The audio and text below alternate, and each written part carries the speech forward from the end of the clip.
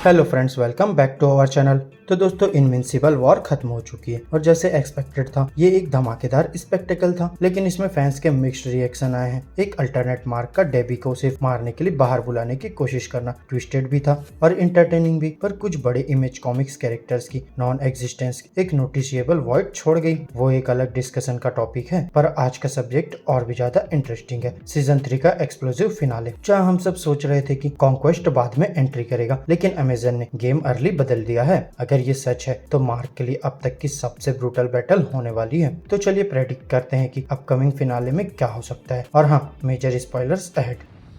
मेरा सामना करने के लिए तैयार रहो बच्चे।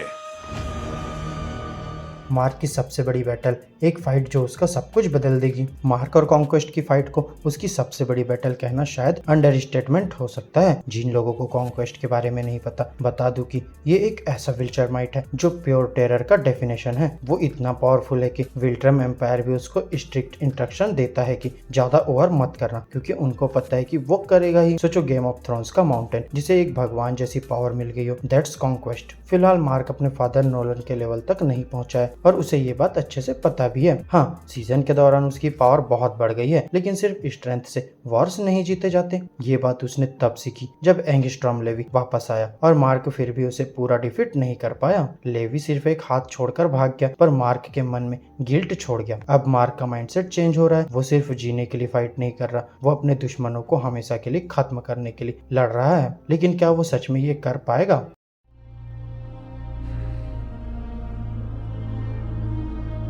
विक्ट्री की कीमत, मार्क का इनर कन्फ्लिक्ट। मार्क एक हीरो है, लेकिन उसकी बैटल्स उसे उसके नेचर के अगेंस्ट डिसीजन लेने पर मजबूर कर रही है। जब उसने सपोजली एंगस्ट्रॉम लेवी को मारा था तो वो खुद शॉक्ड था, पर अब वो ये सोचने लगा है कि थ्रेट्स को एलिमिनेट करना शायद अर्थ को बचाने का एकमात्र तरीका है। अब कॉन्क्वेस्ट एक ऐसे टाइम पर आया है जब मार्क ऑलरेडी अपनी मोरलिटी को क्वेश्चन कर रहा है। अगर उसे जीतना है तो उसे अपने अंदर के डार्क और रूथलेस साइड को अवेकन करना पड़ेगा। ये बैटल सिर्फ एक स्ट्रेंथ टेस्ट नहीं होगी, ये उसकी प्रिंसिपल्स का भी टेस्ट होगा, और फिर हो सकता है फाइट के एंड तक वो खुद को पहचान भी न पाए। आपका आगे का प्लान क्या है सीसल? तुम गार्डियंस को लीड करोगे। क्या?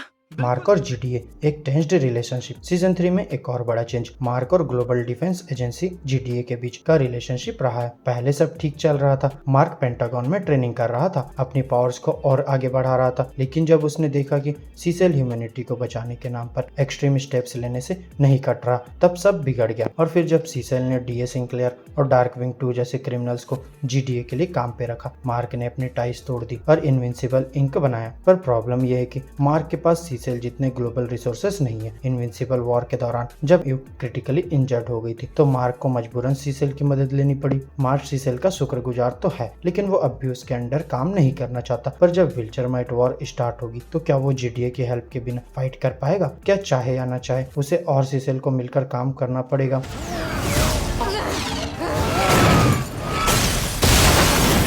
एटॉमिक की नई पावर अवेकनिंग। फैंस अभी भी एटॉमिक की हेल्थ को लेकर टेंशन में है। वो बहुत पावरफुल है, पर मार्क के लेवल की नहीं। एविल इनविंसिबल के अगेंस्ट लड़ना उसके लिए बहुत टफ था और उस बैटल में उसकी जान भी जा सकती थी। लेकिन ईव की स्टोरी अभी खत्म नहीं हुई है। हम जानते हैं कि वो ऑर्गेनिक और इनऑर्गेनिक मटेरियल्स को एटॉमिक लेवल तक मैनिपुलेट कर सकती है, पर क्या वो इससे भी एक कदम आगे जा सकती है? वैसे कॉमिक्स में ईव की पावर्स बहुत हिडन डेप्थ रखती है, जो उसने खुद भी एक्सप्लोर नहीं किया है। अगर शो भी यही रूट फॉलो करे तो हो सकता है कि उसे एक मेजर पावर अप मिले जो उसे मार्क की सबसे बड़ी एलाई बना दे। और कॉन्क्वेस्ट की एंट्री के बाद ईव को जितना हो सके उतनी स्ट्रेंथ चाहिए होगी।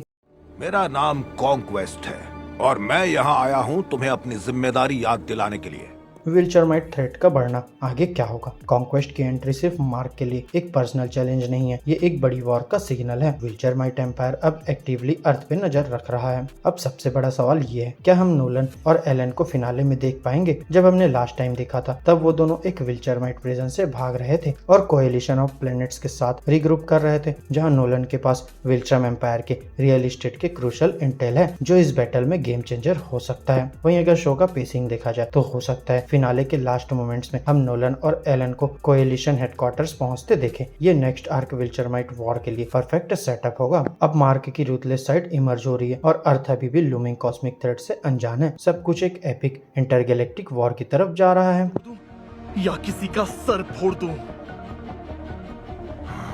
तो आ जाओ। फाइनल थॉट्स, एक डार्क रास्ता आगे। सीजन 3 का फिनाले अब तक का सबसे इंटेंस एपिसोड होने वाला है। मार्क और कॉन्क्वेस्ट की बैटल उसे उसकी फिजिकल और मेंटल लिमिट्स तक पुश करेगी। मार्क को फाइनली ये डिसाइड करना पड़ेगा कि वो अपनी दुश्मनी खत्म करने के लिए कितनी दूर जा सकता है। वहीं दूसरी तरफ उसका जीडीए के साथ रिलेशनशिप अब भी फ्रेजाइल है। एटम यू की जान खतरे में है और विल्चरमाइट एम्पायर अपना नेक्स्ट मूव प्लान कर रहा है। चाहे ये बैटल किसी भी तरह खत्म हो, एक बात तो पक्की है, मार्क गेल्सन हमेशा के लिए बदलने वाला है। तो आपको क्या लगता है, क्या मार्क कॉन्क्वेस्ट को हरा पाएगा? क्या वो अपनी मोरल वैल्यूज खो देगा? कमेंट करके बताएं। और इनविंसिबल कंटेंट के लिए लाइक, शेयर और सब्सक्राइब करना ना भूलें। और याद रखना, अगर कोई विल्चरमाइट तुम्हें किसी प्लेनेट को कॉन्कर करने का ऑफर दे तो बस प्रिटेंड करो कि तुम्हें उनकी लैंग्वेज नहीं आती हो और वहां से भाग जाओ जल्दी। तो दोस्तों, मेरी आज की इस वीडियो में बस इतना ही। अब आपको हमारी ये वीडियो कैसी लगी अपने थॉट्स कमेंट में शेयर कर सकते हैं। और अगर वीडियो अच्छी लगी हो तो वीडियो को लाइक करो, चैनल को सब्सक्राइब करो और ऐसे ही लेटेस्ट कंटेंट के लिए बेल आइकन जरूर प्रेस कर लो।